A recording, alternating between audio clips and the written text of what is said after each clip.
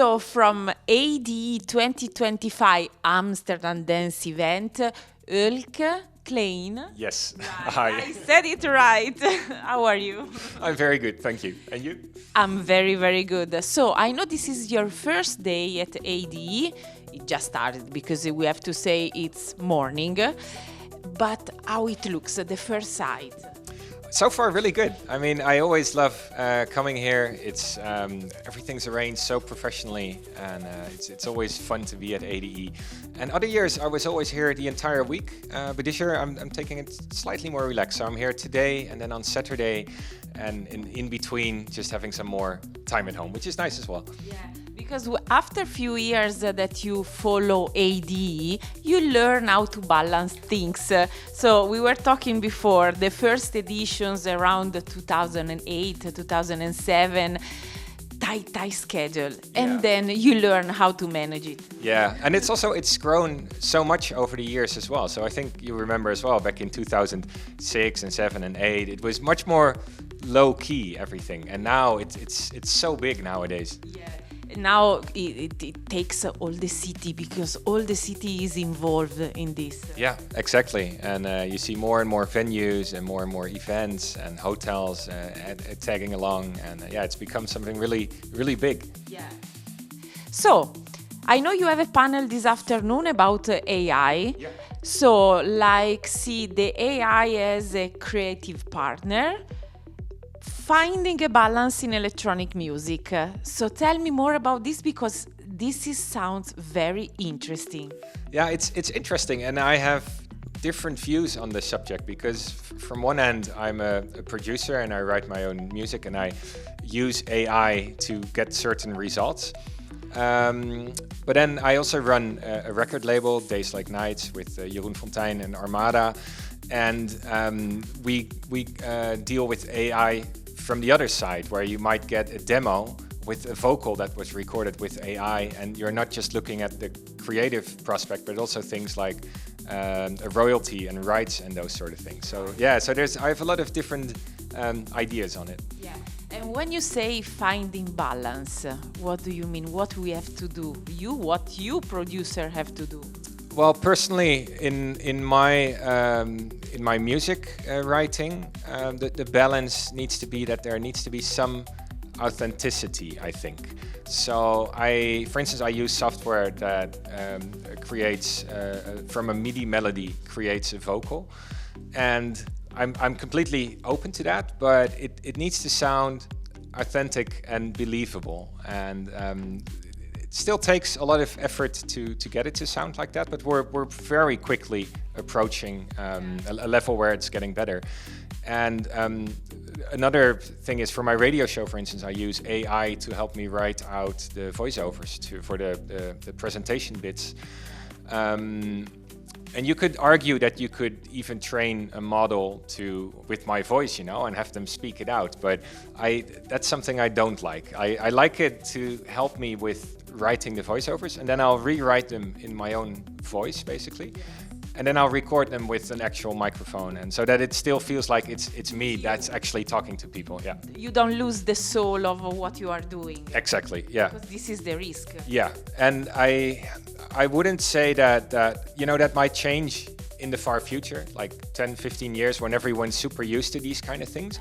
But right now, for me, that feels like one bridge too far. Yes. It's something that can be very useful if it used, like you said, with a balance. Otherwise, It can be tricky, yeah, definitely. It can be tricky. You said it right.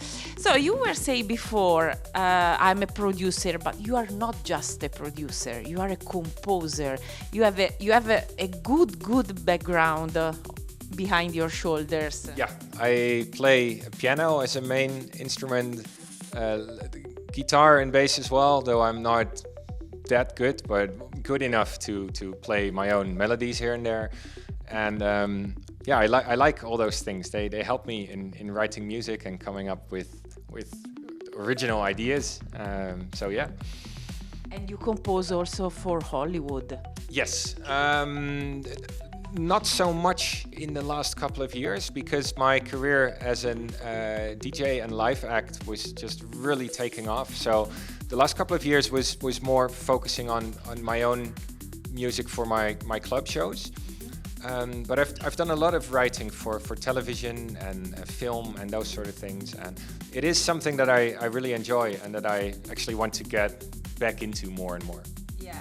So we are living a crazy life in the electronic music. Everything changes so fast. The spotlights, the social media, everything changes. What do you think about this big change? I have again very different views on it. I've my career started when I was around 20, and I'm 42 now. So I've seen maybe 25 years of dance music evolvement, and I think some of the changes have been good. Like it's so much easier to reach a bigger crowd, but some of it takes away from the authenticity as well, and that's something I struggle with sometimes. Like as an artist, back in the days you were just an artist and you focused on your music, and that was sort of it. And nowadays it's more like you're an entertainer. You're not just an artist anymore, and you need to entertain everybody at all times. And it is something I don't always enjoy as much, but it comes with the job nowadays. Yeah, it's a part of the game. Yes, exactly. And part of the game is also the success of transmissions with the Joris Warner remix. Yeah. So it's something happened recently, so tell us something more. It was a crazy story, actually. The original was already out for maybe half a year, maybe a little bit longer. And then Joris texted me and he said, like, hey, I've been playing it, and I'd like to make my own version of this track just for my sets. And I was like, sure, if you want to do it, Joris, be my guest, please. So he started playing with the parts that I sent him, and I think he finished his first version pretty quickly. And everybody was like, well, this is so good. Maybe we should just release it, And then it just went completely viral, like into the main radio stations here in the Netherlands. It went into the charts, into the top 40. It got airplay. Like you couldn't turn on a single radio station without hearing it, at least once a day. And it was just crazy. It's one of those sort of old school viral stories that when you try to plan for them, it doesn't work, but sometimes they just happen. Happen. Yes.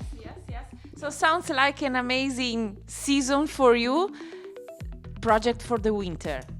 I'm putting a lot of effort into my live show at the moment. So I've just done a tour of Australia, New Zealand and Thailand, where I was playing live only with my live setup. And that's been based around my last album, Connected, which has more of a live feel to it.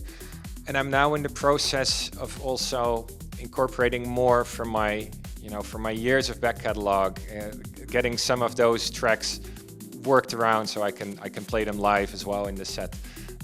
So that's something I'm focusing on. And then we have the remixes for my album coming up as well. So that's all going to be for 26. So not just a busy ADE week, you have a full winter busy. Yes, the winter will be busy as well. Yeah. Okay, so thank you so much for now from ADE 2025. Thank you. My pleasure. Thanks for having me.